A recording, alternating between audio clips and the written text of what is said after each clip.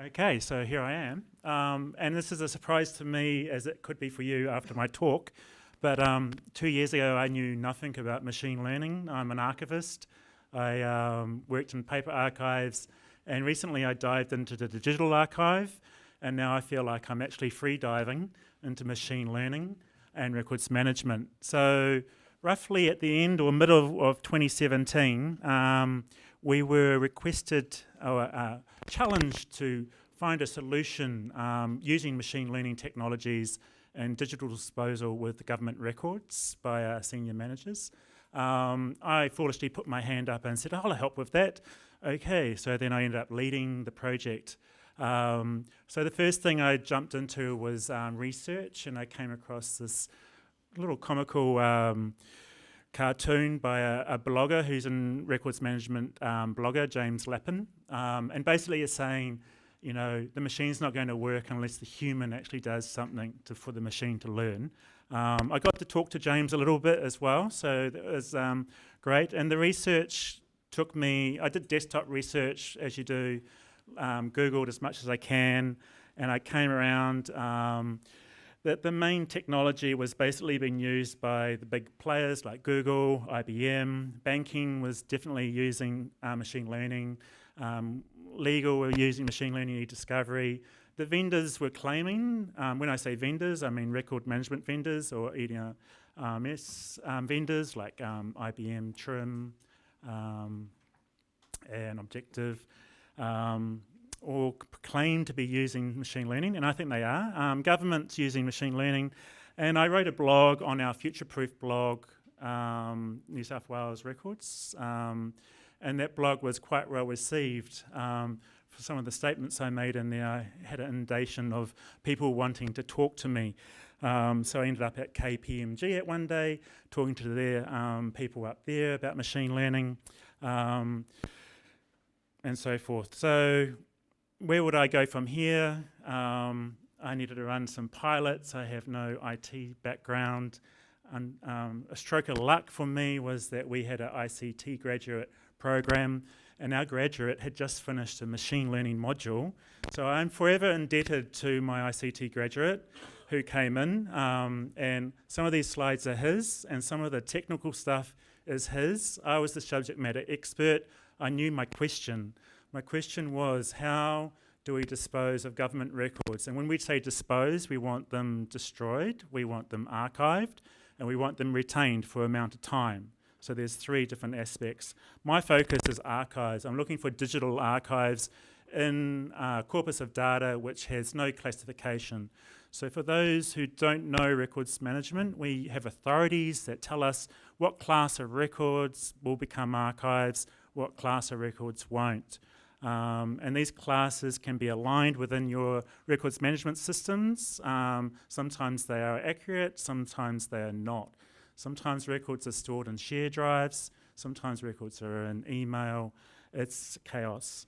So Malay came along, very grateful.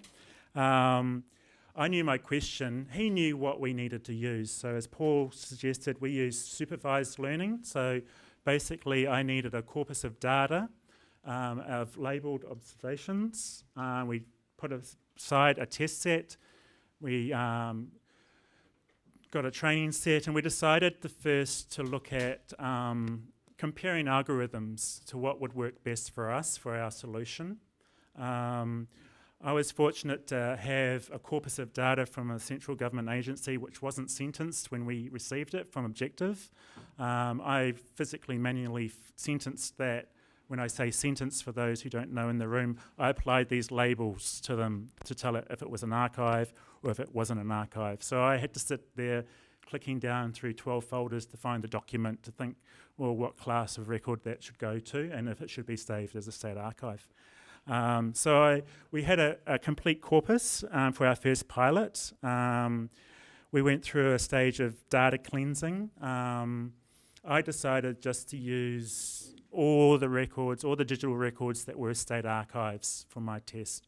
I just wanted to see how these algorithms would play out against my decisions that I had made. So I had my corpus of data. We went through cleaning. We moved all formatting words, stop words, unwanted documents. We reduced everything to lowercase. Here we go into some more technical work that Malay did. So he actually Vectorisation, which he used a bag of words technology, input data, and made it into a document matrix. I just trusted him that he knew what he was doing. So I just wanted to find the result. So these are a little bit above me, but we'll go on. But this is an easier one for me to explain. The proof of concept for our test was that we had all this data. We had the digital records, so we had PDFs, we had Word documents. We pulled them into bags of important words so we could put values against certain words. We produced labels and the text in a CSV, ran it through the algorithm and the model, and we got some predictions. And we got some really good predictions, I must say. But the corpus was quite a small amount of corpus as well. So these are the algorithms we played against. So we had the multinomial Naïve Bayes algorithm, and then we've got the multi-layered Perceptron, which is a neural network, deep neural network algorithm. So we use those two. You'll see some results in a minute. This is the corpus that I use. So this is the data that I started with. So basically it was from Objective, around 30 gigabytes. Of that, as you can see, it was 42,000 files. I sentenced it manually. We used 23 classes of records in the end. I ended up with 12,000 files, and I was only able to extract text out of 8,784 of those files. So all of a sudden I started with quite a large corpus, and at the end of it I just ended up with quite a small amount of files that I was actually able to use for the first pilot. We ran it through the model and it gave us a percentage. And as you can see from the results, we're looking at the accuracy results. And the multi-layer Perceptron definitely outweighs the multinomial Bayes algorithm. So I found an algorithm that gave us quite a good scoring. And for those who are in records management, when we come around to, I don't know if there's much data out there how successful humans are at doing physical sentencing compared to this 82%. There's no real data out there, and we were quite pleased with that result. So I wrote that up in a future-proof blog as well. So the aim of the objective was to try to get the uptake of this technology out there within the government departments. So we were trying to do an explorative sort of investigation into machine learning just to see how it works. We have an issue with digital disposal, so we're looking for solutions. And we also use these confusion matrices to sort of highlight if the algorithm is working well. This is not what you want to see. You don't want to see a straight line up the centre. Down the bottom is my predicted label, and my true label is on the side. So the multi-Naïve Bayes algorithm is really skewing my data straight down the middle, whereas this is what we want to see. So we're getting a good hit in most of these. We've got a couple of hits sort of out on the side there, and that is probably purely to do with the small amount of data I had to play with, and that those labels were just pulling them out because there was only like one document that was filtered under that label. So that was my results of the first pilot. We then decided to go out and ask an agency if we could help them, and the Department of Premier and Cabinet were quite keen for us to do a pilot with them as well.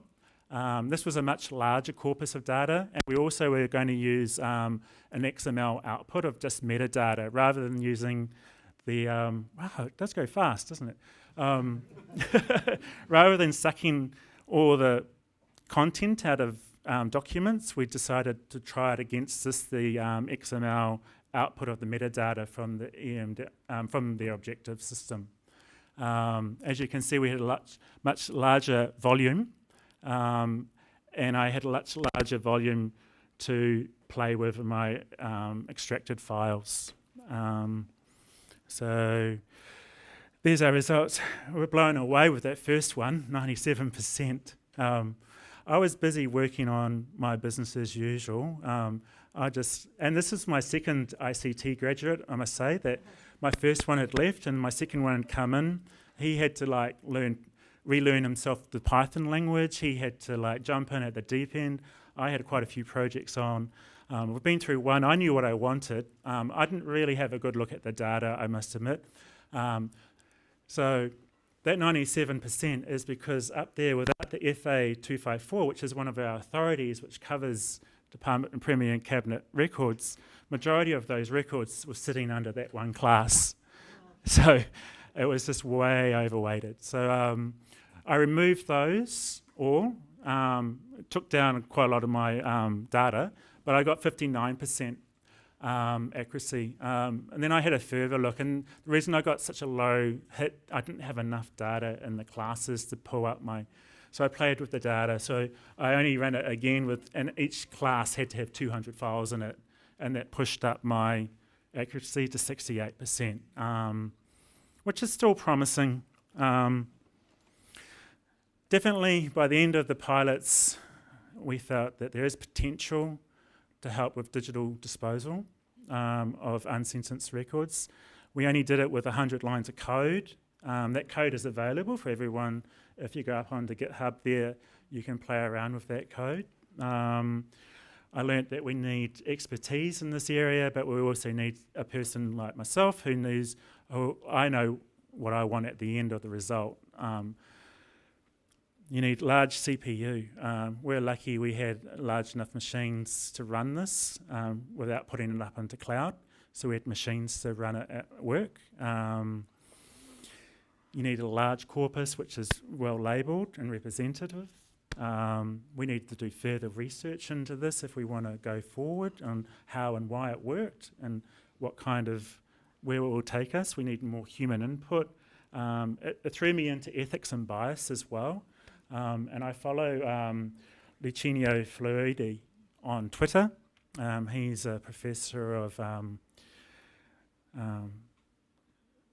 philosophy in Oxford University. He's a great one to follow, and he's just recently gone on to Google's AI Advisory Governance Board yesterday, I think. So follow him. He puts up some great papers and biases. And I also talked to our appraisal team, and in the future, I think AI could also be beneficial in that area once we get an understanding of why and how it's working. But I might leave it there. We'll do questions later, I think. Am I on time? Or just on time? Thank you very much, Glenn. Thank you.